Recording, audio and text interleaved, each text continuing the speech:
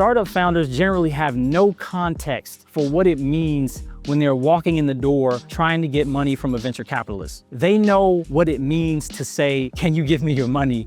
And here's my pitch deck. But what I mean specifically is they don't have any idea of the various machinations going on behind the curtain that allow them to be in that place to actually write that check or send that bank wire. This is a simplified structure, which is called a master feeder structure. What this structure is going to show you is two different things, and we'll start in the middle. The first box will say master fund. The second box will say a feeder fund, and then on the right, you'll also have a Delaware fund. What this is referring to, when you're taking money in from US persons, whether that's an individual or a company, you have to do things that satisfy various tax rules. But if you're a venture capitalist and you're raising a large fund, your investors may not be only from the United States. If you're raising money from a pension, like Washington State Pension Fund, they're tax exempt, just like a church or a foundation. They don't want to come into the Delaware fund because they don't want to have the same tax treatment because they are tax exempt. That's why you have these structures here. You'll see they're feeders. They're feeding capital from the left side of the screen and the right side of the screen into that master fund. When you get your check,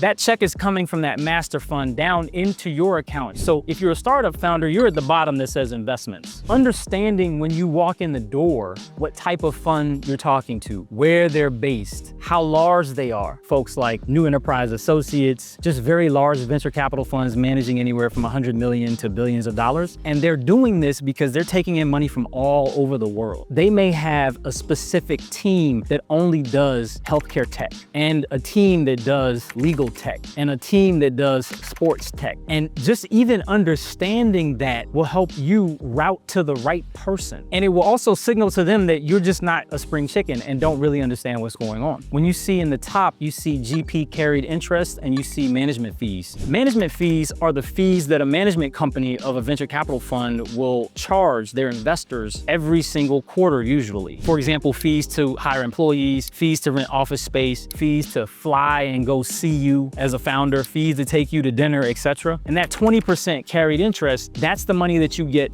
after holding an investment for a longer period of time and ushering founders from their original seed stage all the way up to an IPO or to further sale or M&A. That's how the VCs actually earn their money, which means if you do well, they do well, which matches the math here.